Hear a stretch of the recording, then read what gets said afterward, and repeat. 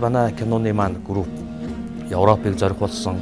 За Европыг зордгийн учир нь юу гэхээр Монгол хүнийг үзүүлэхийн тулд заавал гадаад орчинд очиж, гадаадын ертөнцид байж иж тэр Монгол хүү тэгээд бусад дэлхийн өөр орнууд хоёрын хоорондын ёс заншил одоо өөрсдийн гэсэн амьдрах тэр өөр одоо уламжлал нь тодорч ялгарч гарч ирэх ёстой гэж бодсон юм. Тийм болохоор одоо дэлхийн киноны төв Франц улсын нийслэл Парис хотод бид нар зураг авсан. Холбооны бүгд Герман улсын нийслэл Берлин болон Берлингийн ойролцоох хотууд бас зураг авсан. Монгол эмэгтэй ресторан бид нар ирж зураг авах гээд байж байна. Бүгд дөнгөж сая орж ирчихэд.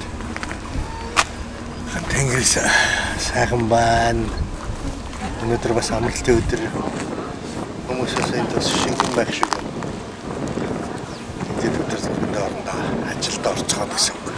Ер нь бол хүний нөхцөлд очиод зураг авалтууд өөрсдийнхөө дураар авна гэдэг бол төдийлөн тийм бас амаргүй байсан л та. Өстө бурхан байдаг бол бид нарыг харж үнэхээр дэмжиж авсан. Бүх зураг авалт маань үнэхээр бүтдэг. Ямар нэгэн асуудал гардгүй. Урд нь бид нар чинь бас тодорхой хэмжээний нөлөө олон уран бүтээл хийжсэн л та.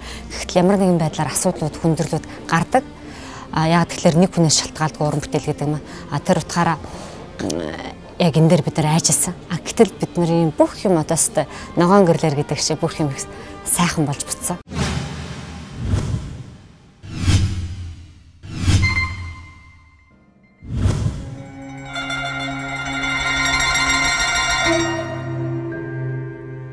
Киноны дэлгэц өөрөө хавтгай, түндий, хүүтэн, амьгүй зүйл учраас тэрэн дээр гарч байгаа киноны дүрс болгон илүү их амьдралтай, амьдралд ойрхон. Дээр нь Монгол хүний тухай хийгдэж байгаа кино учраас Монгол тэр өөрийнх нь сэтгэл хөдлөл, Монгол хүний зан аран шин илүү их тодорч гарч иржээж энэ кино тэр дэлгэцэн дээр гарахтаа амилж байгаа учраас үзэгчд маань энэхүү амийг тэр сайхан одоо тэр мэдрэмжийг тэр цагаан дэлгэцэн дээрээс киноны тэр бууж байгаа дүрсэн дээрээс одоо шимтэж мэдэрч нулимсаа туслуулж инээд нь хурж суух учраас жүжигчдийн маань одоо чинь гол хийх ажил, гол одоо түүх хийд маань тэдний авиас чадвар туршлага байсан юм аа. Чиээс ухаарахгүй. Тэгээд машины тэгээд энэ туршлагаач гисэн энэ авиас чадвараач гисэн уран бүтээлч жүжигчд маань үнэхээр сайн гаргасан гэж би одоо энэ киноны монтажны дараа үзэгчдэд хүрэхээс өмнө одоо нүүр бардам хэлж байгаа дэх баяртай байна. Миний зураг бол ерөнхийдөө бол дандаа гадаад байсан. Монгол ер нь ямар ч зураг байхгүй. Тэгээд гадаад одоо хараар цагаачилж амьдарч байгаа тийм залуугийн дүр байсан. Тэгээд наасан хүний өцсөн. Хүний нутагт ядарч яваа төөсний Монгол. Хиний хүүхдүүд хин гэдгүй чамаг. Бацааны жамс. Доо яг хэлж ийсэн. Нэг Жама гэдэг нэг юм залуугийн дүр байна. Тэгээд би энэ дүрээ бол маш их хармалж байгаа. Тэгээд энэ дүрдээ амар их хайртай байгаа. Тэгээд нэг хэр баргийн дуртай хүнд нь өчмөөргүй байна. Тэгээд миний дүү яах вэ тэгээд надаас бас амар эргэлдсэн. Тийм учраас та чи энэчээс ингээд за чи ингэ шүү мэдүү. Жоо ийш байгаа. Тийм. Одоо шинхэн нууцаарлаа бүгийн юм зааж өгч ингэ мэдүү. За алуу ажилтаа.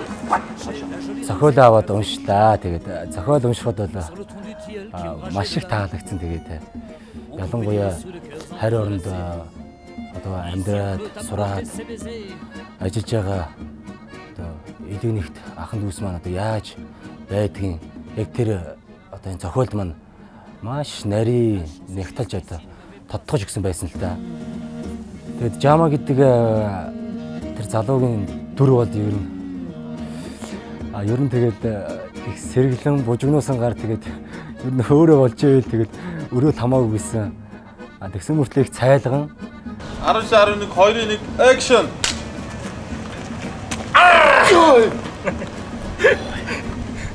Яа, чээр дайжгаар гарч чана. Киноны маань зохиол 4 сараас эхлээд нийтдээ 2 сарын хугацаанд зохиол маань бичигдэж уран бүтээлчдээр очсон. Киноны зураг авалт 7 сарын 22-нд хамгийн анхны зураг авалт маань эхэлсэн. За тэгээд бараг 11-12 сар хүртэл маш удаан хугацаанд зураг авалт маань одоо улирал амсан зуны намар хавар гэл бүхэл улирлууд орсон ийм зураг авалтууд болсон.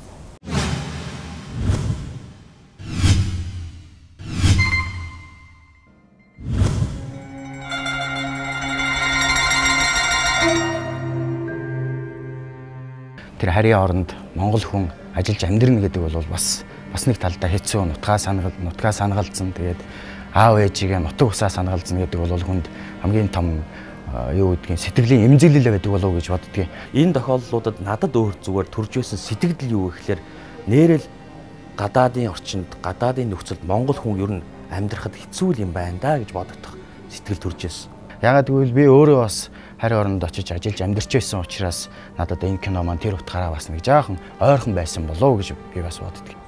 Монгол хүн гэдэг бол ер нь хаач ер нь тийм босоо үсгшгэ ер нь хиймэрлэг босоо байдгийг ер нь миний хувьд бол маш сайн ойлгосон.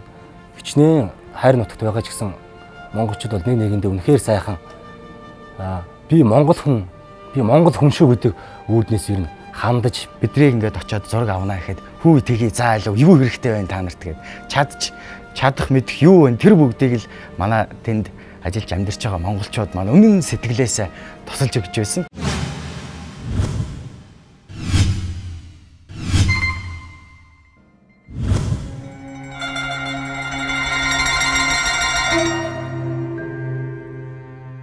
Ингээд бидний зураг авалтууд гадаадын оронд явагдаж байхдаа одоо их тийм төрөвжилсэн хугацаанд хийхдэггүй бол болохгүй байсан учраас өндөр ур чадварыг жүжигчдээсээ илүү шаардж байсан. Яагаад гэх юм бол киноны зураг авалтыг олон одоо чинь удаагийн давталдаар хийх боломжууд мөхс учраас жүжигчдийнхээ одоо тийм ур чадварыг илүү их шавхахыг одоо бид зорьсон. Яг ч тэр утгаараа жүжигчд маань одоо бидний хэлдгээр бол хиймлээ тийм ээ илүү ихээр дүрэн гаргах гэж худлаа тоглолтоор гаргаагүй яг л бодит амьдралтаагаар гаргаж чадсан кино болсон гэж бодож байгаамаа. Бид нар Улаанбаатараас шууд Берлин хүртэл нисээд Берлин дээр буугаад одоо Германы жүжигчин Яаковын эдлэн газарт очсон. Тэгээд тэнд гадаадын анхны зураг авалтаа хийсэн л дээ. Тэнд болохоор яг гүнээгийн анх одоо тэнд одоо ажиллаж амьдарч байгаа бас эхний зургуудыг авсан. За одоо энэ бол манай зураг авалтын талбай. Тэгээд манай уунагийн найз германууд энд 10 германд үр хөвгүүдтэйгээ ярьж амраад байж байгаа юм байна. Бид нэрийг сая манай германчууд маань одоо тослоо. Тэгэхэд бол тэдний бол их гайхамшигтай маш бүтээлч дээрээс нь маш хөдөлмөрч тийм айл байсан л та. Ötzi чинь баг л зоо парк байгаль гэж ерөөсөө зүгээр гайхамшигтай. Өөрөнгөс нь том нууртай. Одоо тэр ганцаархнаа тэр том одоо тийм газар дээр одоо тэнцээч морд байгаа юм, илжиг байгаа юм, бух байгаа юм, зэрлэг гахаа хүртэл байгаа юм. Манай Монгол адуунуудыг бас тэндээ аваачаад бас ингээд нутагшуулсан. Тэр нь бас маш сайхан санагдсан. Тэгээд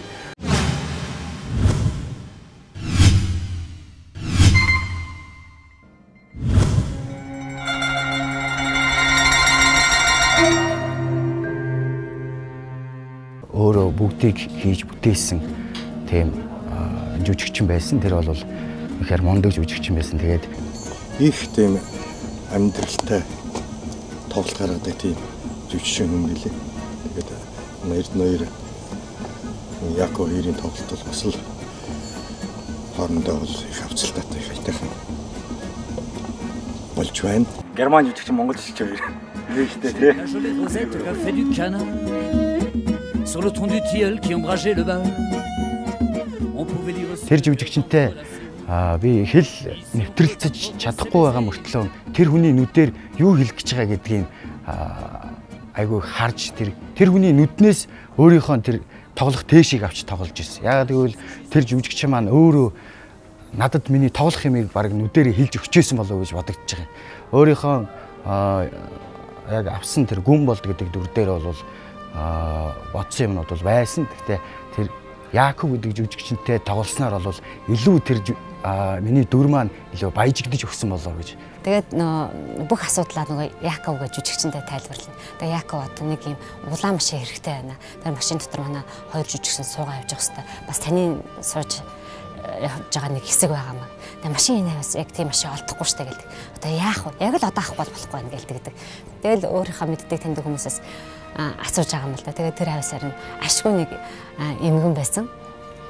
Тэгээд тэр тосгонд Тэгээд тэр эмгэнээс машиныг гуйсан. Тэмүүт нөгөө Яков тэгээд баргийн одоо гербан тий өхнөөс юм гооход яг өнөөдөр ингээд гаргаад явах ямарч боломжгүй. Гэтэл та нарт одоо зөвшөөрчлээ. Бид нар бөөн баяр болж байгаа юм чинь. Зурган орсон эмэгний 82 настай эмэгний машин гинэ. Төвчөнгөө өөр юм энэ машин дотор тосолдоо. Надаа хүргэж өгдөө. Нэг орхоо. Түрүүтэй.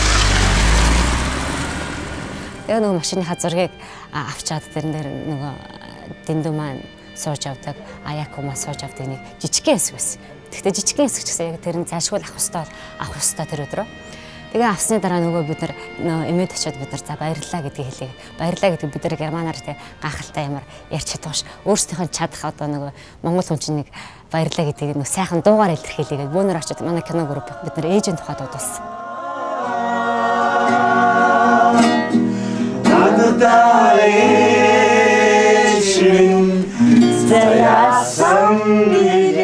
Тэр дууны үгийг ойлгохгүй хэрнээ тэр эмээ бол юу яасан л хальта тэр дууны аялгауг нь сонсоод их баярсан баг. Магадгүй тэр эмээ дээр хэдэн сараар ч юм уу хэдэн жилээр ч юм уу тийм олон одоо монголчуудыг нэг харж байгааг бараг амьдралдаа анх удаа ч гэж магадгүй тийм л тохиолдлээсэн. Тэгээд одоо бид нарт асар их тусаллаа шүүгээд бид нар өөрсдийнхээ тухайн үед боломжоор тэр нөхцөл байдал бидний одоо сэтгэлийн тийм бэлгийг барьж байсан.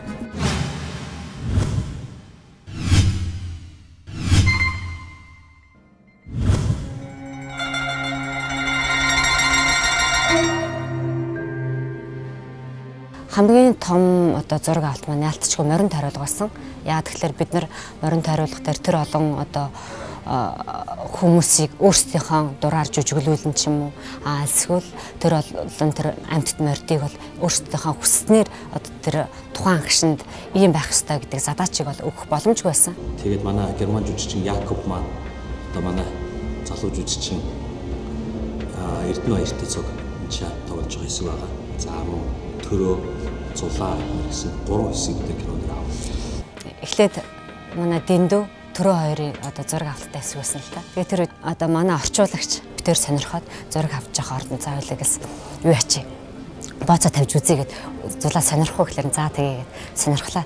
Эхний чинь 5 евро тавилаа.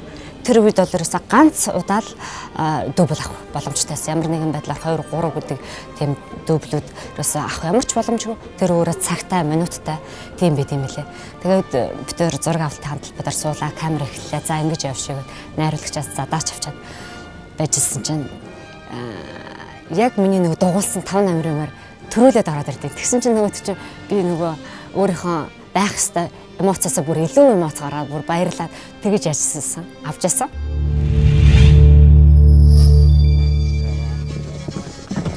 Би хүн болж төрсөн. Эхлээд бурхан надаас хаана төрөх вэ гэж асуусан. Харин би энийг хараад хэн гэдгийг хэлхээс өмнө шууд л энд төрөхөөр шийдчихсэн байсан.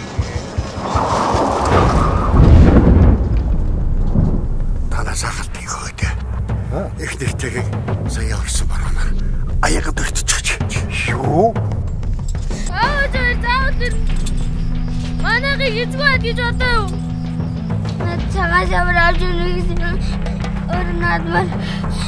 Заавал тааж өгснө гэсэн. Тэгвэл аавч хоёр хайцээ.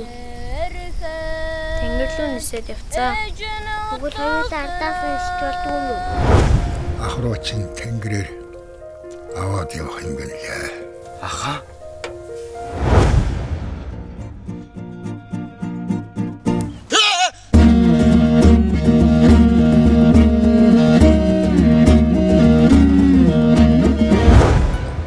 Чи юу юунаас айдаг вэ? Өндрөөс. Энд бол хүнээс лах хэрэгтэй дээ.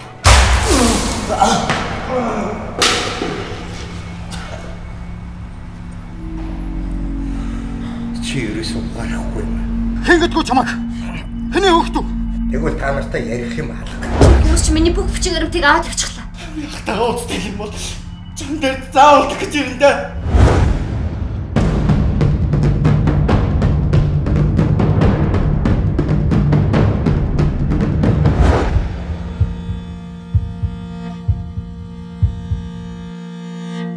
Чи нутгаа сандгүй. Нутгаа санахгүй Монгол хүмүүс байдаг ах уу? Тэгээд Германы зураг авалт бол үнэхээр бас сайхан болж өнгөрсөн. Дараа нь одоо Парист одоо зураг авалтууд явуулсан. За Франц орн гэдэг бол бидний хувьд бол бас үнэхээр өчгний санаас Франц орныг харж ирсэн. Гэхдээ биднэрт маш итгэл бас зориг байсан.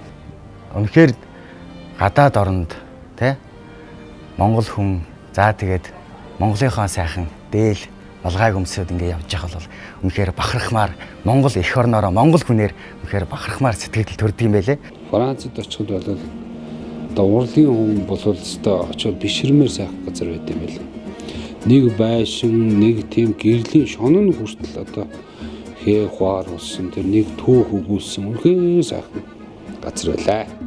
Тэр газар дээр биднээс бүгдээр очиж киноныхаа зургийг амжилттай авсан. Тэнд байгаа монголчууд тэр тусмаа үнэн сэтгэл гаргаж биднэрт тусалж ийсэн. Тэгээд одоо ч гэсэн яг тэрдний тусалж ийсэн, тэднэрт баярлж ийсэн сэтгэл маань яг одоо ч гэсэн миний сэтгэл твээрээ байна. Тэгээд хэрвээ намайг үзэж байгаа бол тэр тусалж дэмжиж байсан бүх монголчуудаа бас чин сэтгэлээсээ дахин баярлалаа гэдгээ хэлье. Тэгээд тэр нэг шинэ Францын талбай дээр биднүүсийг одоо нөгөө зураг аваад хоол идэгч завгүй явж байгаа шүү дээ. Тэгэл өөр хэмээн тэнцээ байгаа монголчууд нөгөө төрдөг тэргэн дээр өстой нөгөө эстраны хоолууд хийгээд ирчихсэн. Тэгэл биднээс чинь сэтгэл нөгөө Франц чинь чөлөөтэй орон болохоор хаана хоол идэж яах гэдэг амаа байхгүй. Тэгээд биднээс төв талбайн дээр сайхан хоол идэл хүлээ авалт маркийн гадаа хийсэн шүү дээ гэж чинь.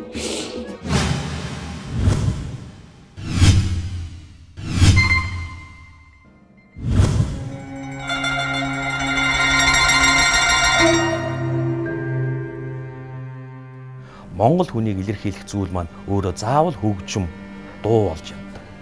Тийм учраас энэ хөгжмийг яаж хийх вэ гэдэг дээр бид нэлээ их тийм толгой ажиллуулж, толгой гашлагсан гэж хэлж болно. Энэний ардталд Алтан уураг хамтлагийн анхлагч хөгжимчин Эрдэнэбат маань одоо энэ хөгжмийн зохиолчоор ажилласан. За ингээд хөх толбот хүмүүс гэж киноны хөгжмийг миний бие хийгээд одоо миний хувьд бол маш сонирхолтой кино байсан. Сайхан кино байсан. Яг одоо сүүлийн үеийн кинонуудын дундаас бол арай ондоо хийцтэй, тэгээ сэдвэн зохиол нь бол маш гоё таалагдсан. Одоо орчин цагт бид нар дутагтаад байгаа киноны хөгжим дутагтаад байгаа дууралтууд бол яг амьд симфони оркестр, симфони хөгжим дуурах хэрэгтэй. Тэгээ амьд хөгжмнүүдийг оруулах хэрэгтэй. Энэ хөгжмийг магадгүй тусад нь сонсож хахад яагаад ч бид нар өөрсдөө хоорондоо зүүн совингоор холбогдчихэ гэж дотроо би бодож байсан.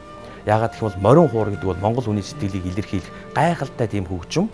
Энэ одоо дууралтыг сонсож байхдаа миний хувьд бол киногаа нүдэндээ харж ирсэн гэж хэлж болно.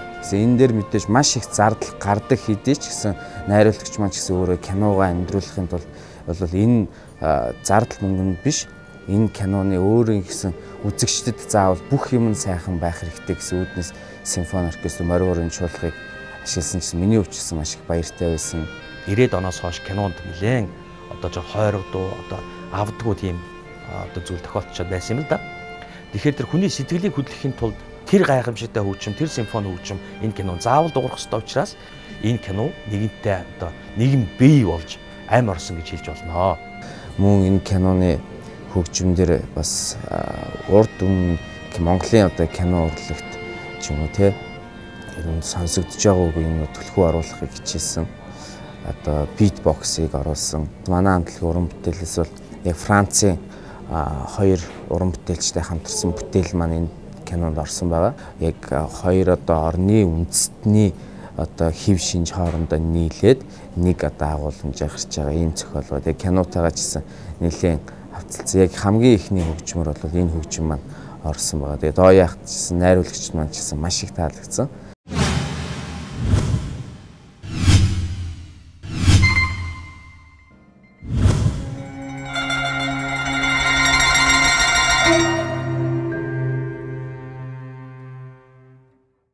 Дээр нь бид 10 сарын 29-нд сая Скет Ландовский гэдэг кино театрт нээлттэй хийхэд Монгол улсаас суугаа элчин сайд Алтан гэрэлгүй Парис хотын дарга маш их тусалцаа үзүүлсэн. Ингээ Парис хотод бид нар киногаа нээж ихэд яг бидний хувьд бол киногаа яг зэрэгтэл суугаад үзэхэд хэцүү байсан л да. Яг тэгэхээр зэрэгтэл яаж хүлээж авах бол гээд тэгээд бид манай уран бүтээлчд өөр үнд орсон байсан. Киноны төгсгөлд одоо үзсэн тэр Францчууд, монголчууд хуржиж үзээд нээлтийн дараа бол үнэн голоосоо дотор нь жичрэнэ гэж ярьдаг юм да. Нэг дотор нь жичрээд нэг нүдэнд нь нулимс сэлгнээд Үнэхээр зайлшгүй барьж авах юм сэдв байна гэх. Тэгээ бүгдөө ойлгох нь уйлаад ингээд гарч ирээд баяр хүргэжсэн тэр сэтгэлийн хөдөлгөөнтэй гар барилт бол үзэгчд маань энэ кино маань хүрх юм байна. Үзэгчд маань ямар нэгэн зүйлийг энэ киноноос ойлгох юм байна. Бас гадаад байж байгаа хүмүүс энэ киногоор хөглөгдсөн юм байна гэж одоо их дотроо баяртай байсан юм аа. Манай уран бүтээлчдийн хувьд тэр хүмүүсээс олон хүмүүсээс ингээл тийм гоё сэтгэлийн энергийг ирчвч авангуйтай. За энэ киног үнэхээр бид нар 8 сар тий ингэж сэтгэл одоо бүх эдсээ энэ кинонд зориулсны маань хүч хөдөлмөр өнөдр гарлаа гэд нэг тайвширч ирсэн. Ингээд Парис хотод нээгдсэн кино маань Монгол улсдаа нээхэд бэлэн болоод байна. Хүүхд толботой хүмүүст маань зориулсан кино маань та бүхний сэтгэл зүрхэнд хүрнэ бахаа гэж бодож байна. Ингээд монголчуудаа маш их баярлалаа. Хүүхд толбот хүмүүс өргөлж сайн сайхан байх болтугай.